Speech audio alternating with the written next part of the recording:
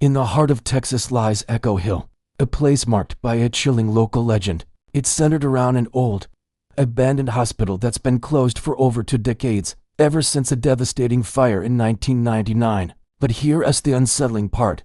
Even though the hospital has been completely deserted, the on-call loudspeaker system somehow still works. Every single night, residents nearby report hearing the same ghostly message echo through the darkness. This isn't just any hospital. Its story began to take a dark turn in the late 90s. Echo Hill Hospital was once a bustling center of care, a place of healing and recovery. But everything changed one fateful night in 1999. A mysterious fire erupted on the 3rd floor, originating in patient room 302. The blaze was catastrophic, leading to extensive damage and, tragically, the loss of life. The hospital, deemed unsafe and too costly to repair, was officially shut down, its doors chained and its windows boarded up. It was left to decay, a skeletal monument to the tragedy that occurred within its walls. But the building didn't remain silent. Soon after it was abandoned, strange reports started surfacing from the locals. People living in the vicinity of the old hospital began hearing things at night.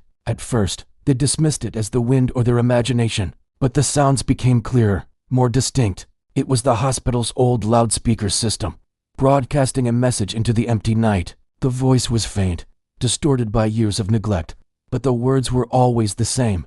Patients in room 302 need assistance. Room 302, the very room where the fire began. This single, repeated message became a local ghost story, a chilling reminder of the hospital's dark past. For 20 years, the call has persisted, a spectral plea for help that never gets an answer. Driven by this eerie legend, a team of urban explorers decided to investigate. They were a group of brave, perhaps foolish, individuals who specialized in documenting paranormal phenomena in abandoned places. They arrived at Echo Hill Hospital just after 1 in the morning, armed with cameras, audio recorders, and a healthy dose of skepticism mixed with adrenaline. The air was heavy and still as they slipped through a broken fence and made their way to the main entrance. The front doors were chained, but they found another way in through a shattered window on the ground floor. Inside, the hospital was a scene of utter decay. Paint peeled from the walls like sunburnt skin, and a thick layer of dust covered everything. The smell of mold and stagnant water hung in the air. They moved cautiously through the darkened corridors, their flashlight beams cutting through the gloom, revealing overturned gurneys, scattered medical records, and the ghostly silhouettes of forgotten equipment. Their goal was the 3rd floor, the source of the legend. As they ascended the main staircase, the temperature seemed to drop. The air grew thicker, heavier. The 3rd floor was noticeably different. It bore the scars of the fire. The walls were scorched black with soot, and the smell of smoke, impossibly, still lingered after all these years. They followed the faded room numbers down the hallway until they found it. Room 302. The door was charred and warped, but the small glass window was surprisingly intact. And on that window, illuminated by their lights, they saw something that made their blood run cold. There were handprints on the glass. Not old, dusty prints, but fresh, clear smudges, as if someone from inside had just pressed their hands against it, desperately trying to get out. As they stood there, frozen in disbelief, a crackle broke the silence.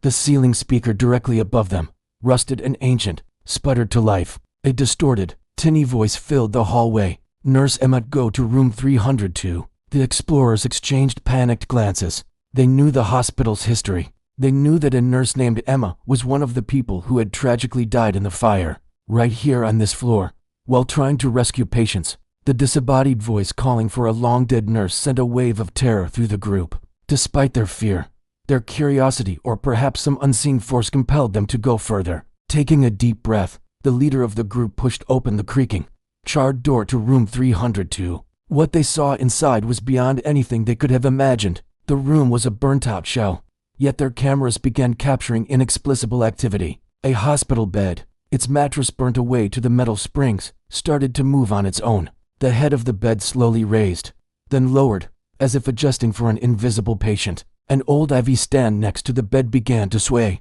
its empty tube swinging back and forth with an unnatural rhythm. But the most terrifying discovery was the heart rate monitor by the bed. The machine was caked in soot and completely unplugged, its power cord severed and frayed. Yet, its screen was glowing with a faint, sickly green light. There was no heartbeat, no rhythmic beep, just a static line. But burned into the screen were 3 words and a number. A digital ghost in the machine.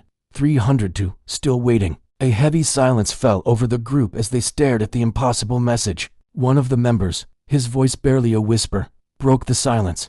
He asked the question that was on everyone's mind.